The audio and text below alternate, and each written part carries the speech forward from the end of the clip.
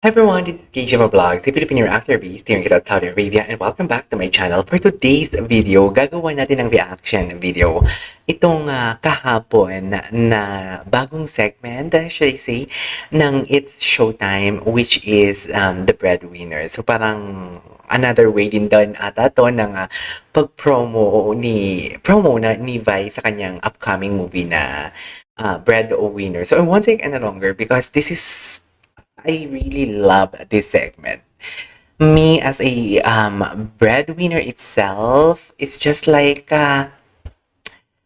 makaka-relate ka talaga dito and maantig talaga ang puso mo dito. And yeah, and of course, andito din yung Don Bell. I won't take any longer. Titingnan natin and papanoorin natin. And of course, gawin natin ito ng reaction video about this one. This is an eye-opener sa mga aside sa mga alam mo yung umaasa sa breadwinner.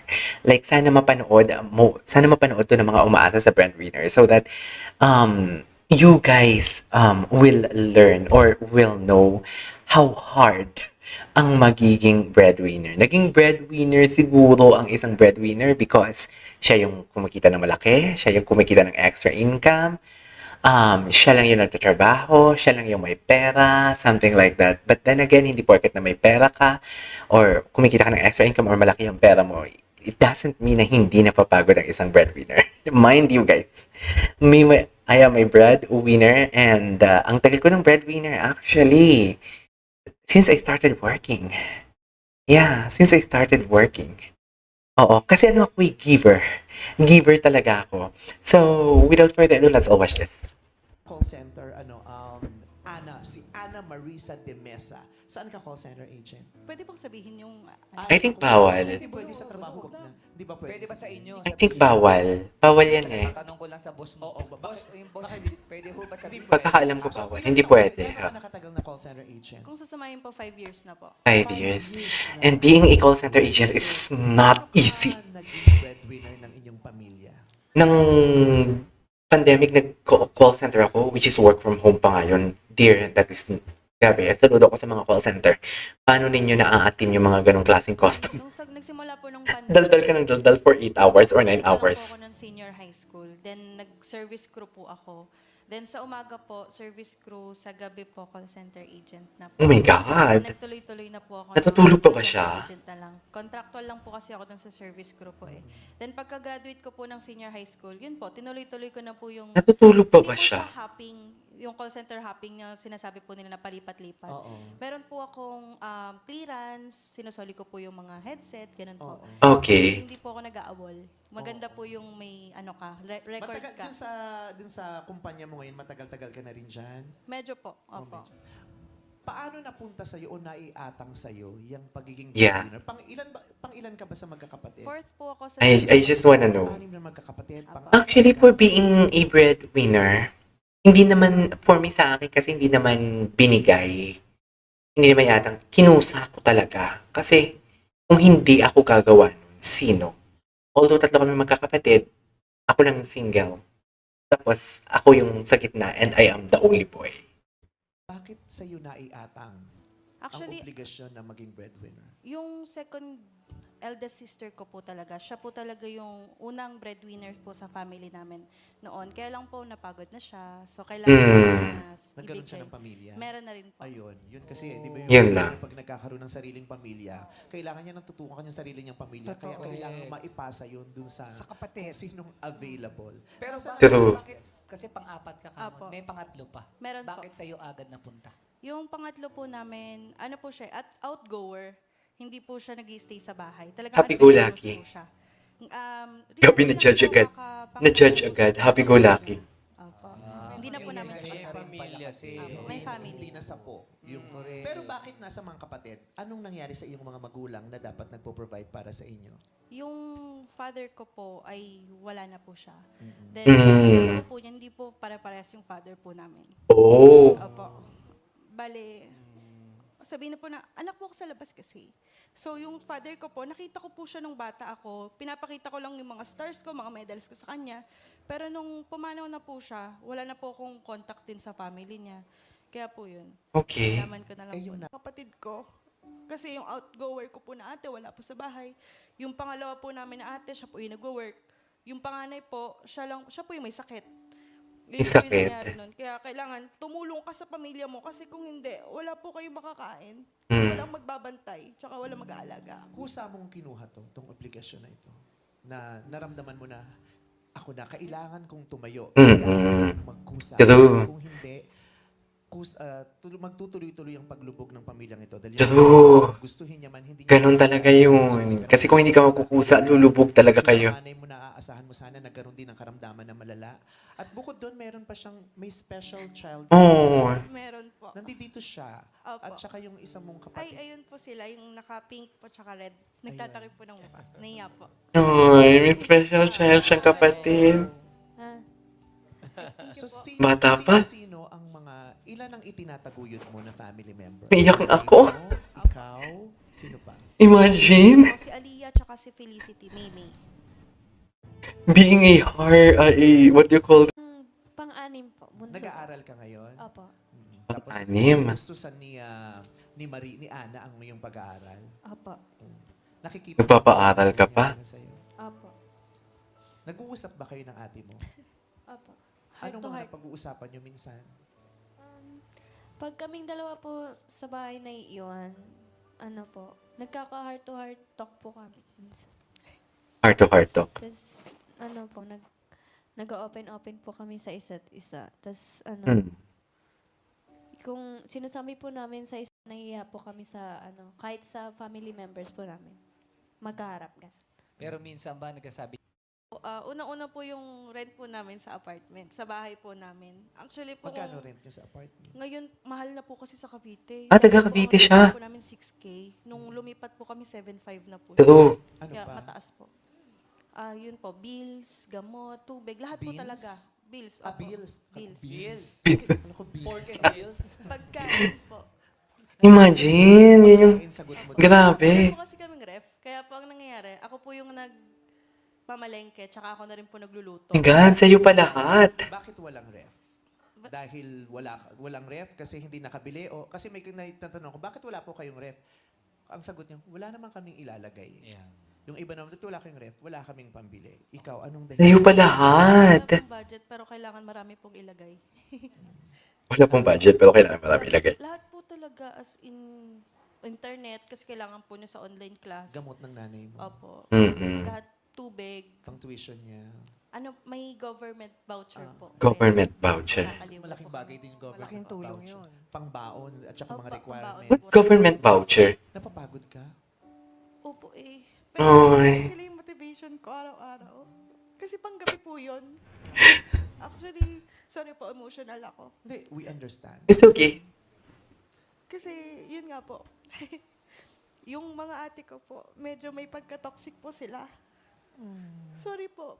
Hindi ko po inu-spot yung sa kanila, pero siguro nandito na rin ako para manawagan na wag po tayo maging toxic sa mga kapatid nating maliliit. Wag po nating iasa sa kanila yung responsibilidad na dapat nasa atin kasi tayo yung mas matanda. Tayo yung mas malakas kaysa sa True. mga nating kapatid. May mga pangarap po sila na hindi nila matuloy kasi sila yung nagtuloy para sa atin. Ang nangyari po kasi nun, ito po si Felicity, si Aliyah, si Mama. Nandun po sila nakatira sa apartment nila ate, yung panganay ko po. Pinalayas po sila dun. Oh my God. Nilabas po lahat ng gamit nila. Then nagta-training pa po ako nun sa work. Hindi ko po alam kung paano mangyayari kasi napakaliit po ng sahod ko nun. Grabe. Ayun po. Kinuha ko na lang po sila. Kahit nagsisiksikan po kami parang sardinas. Ana, alam mo, mahalaga din na inaalagaan mo yung sarili mo. Paano mo ba inaalagaan yung sarili mo kahit... My God, hindi ko nga alam. ka na? Paano ba? Hindi ko po alam. Oh my God, patas kami ng sagot. Tubig lang ako ng tubig. Bawal Oh my naman God. sa akin kape. Yun po yung struggle Ganun ko. talaga. Bawal ako ng- Ganun talaga, pag tinanong mo ako, paano mo alagaan sarili mo, hindi ko alam. Po. Sobra po. Hindi ko alam. Actually, ang hirap sagutin yun. Oo.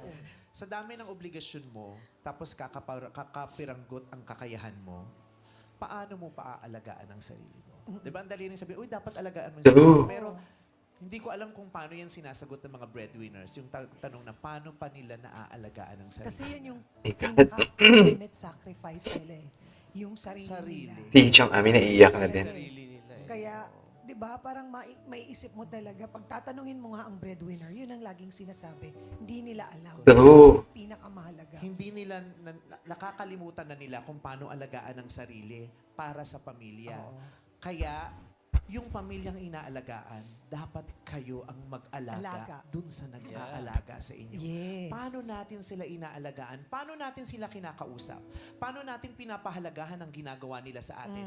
Paano natin napapangiti o napapasaya man lang yung mga breadwinner sa pamilya natin pagod na pag-uuwi? Yung parang ano lang, yung pag-uwi, asikasuhin lang. Simpleng, bigyan ng pagkain, oo. di ba? Yun, yung ginagawa nila Mm-mm. sa yung simpleng pakikinig. Yes. Hindi yun simpleng True. malaking bagay yun para kay Ana. Exactly. Ana Maria. Gusto mong sabihin sa mga kaanak mo, sa nanay mo, Forward sa natin. package para sa iyo. Ito yung gusto ko. Grabe. Sa mga pagkakakitaan ng pamilya nyo, pang Yan pala. Kailangan. Ayan, merong chest freezer with frozen goods. Frozen goods. Ayan. Grabe yung iyak niya, no? Ito yung kung gusto niya kainin eh. Kainin sa Pasko. Bahala na. Ay. Ayan, may LPG tank with double burner stove. Magkano rin ang gas ngayon? Mahal ha? na. Cookingware. Cookingware. Ay. Natawa lang ako. Pakaarte ng lato. Sando. The longest time, di sila The longest time, natawa lang ako. Natawa ako sa cookingware. Cookingware. Cookware. Cookware. Kaninong cookingware? Yan sa Cookingware. cookingware na yan. Nasaan pabasa? Grabe naman. Uy, magkundong ano yan, ha? Pwede yan sa nanay niya habang nasa bahay. Napakaarte ng lato. Sando. Oo. Ayan. So, at bukod doon, di ba, nung kinakausap ka ng mga staff, di ba yung mga simpleng bagay ni hindi nyo na nga naibibigay sa mga sarili nyo kasi inuuna nyo yung mga kapamilya nyo. Truths. Ano yung isang bagay na kung mabibili mo sa sarili mo o gusto mo ibigay sa sarili mo yung Pasko na hindi mo na nagagawa lagi na gusto mong ibigay? Nabanggit mo, gusto mo lang makabili ng sapatos, sabi niya. Nagkrak yung, Simple, nagkrak, di ba gusto niya makabili ng sapatos? 2 years nagkrak yung boses ni Vice doon. 2 years. Binili ka namin ng sapatos. May 4 na pares ng sapatos niya. Ay. Niyak na si Vice doon. Ayan. Simple lang yung sapatos, pero Diyos ko, ang laking saya na yan sa mga bread. True. Importante. Oo. Class A. Add din kami ni Bell 50,000. Ito. Nang nag-add si Belle ng 50,000. Ang Don Bell. Masaya ang Pasko nila. Oh, may 50,000. Oh, Merry Christmas, Ana. Ay. Kamusta Wait naman ang Don Bell. gusto mong sabihin? Anong tumatakbo sa isip mo? Anong nararamdaman mo ngayon? Thank you po. Actually, nagulat po ako kasi parang may nawala po kasi sa akin, tapos may opportunity. May nawala. na dumating. Kung hindi niyo po kasi natatanong, ayun po, kaka-break lang po namin ng boyfriend ko. Ay. Kung di mo mamasamain, bakit kayo nag-break? Nag-propose po kasi siya sa akin. Oh, Nung birthday ko, nag-no po ako. dahil? Balak niya po kasing mag-settle sa ibang bansa.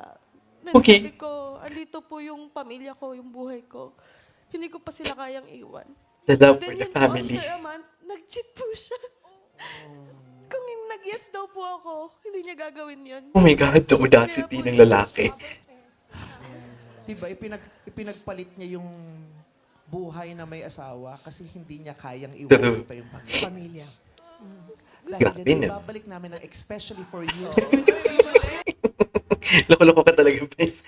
Anyways, there you go guys. That is our for today's video. Diba? Grabe talaga ang mga sacrifices actually ng isang breadwinner. Like, yung tipong akala ninyo, yung tipong hindi nyo ma-imagine ang gini-give up ng isang breadwinner. Hindi lang yung hindi namin mabili ang mga gusto namin, hindi lang yung hindi kami makapag-ipon, hindi lang yung tipong dapat yung pera na extra na binibigay namin is dapat amin na yun, savings na namin for our parang retirement funds or retirement plan, something like that. So, ang daming masasagasaan na mga plano pag breadwinner ka. And saludo ako sa mga katulad kong breadwinners din, 'di ba? Mabuhay tayo. Hindi lang tayo breadwinner, kundi isa tayong parang bayani na din somehow. So, ang bait ng Don Bell. Don Bell, thank you so much. Ang saya ng Christmas, ate girl. Adults Wise. And showtime. This is KJ Vlogs and see you in my next vlog. Bye!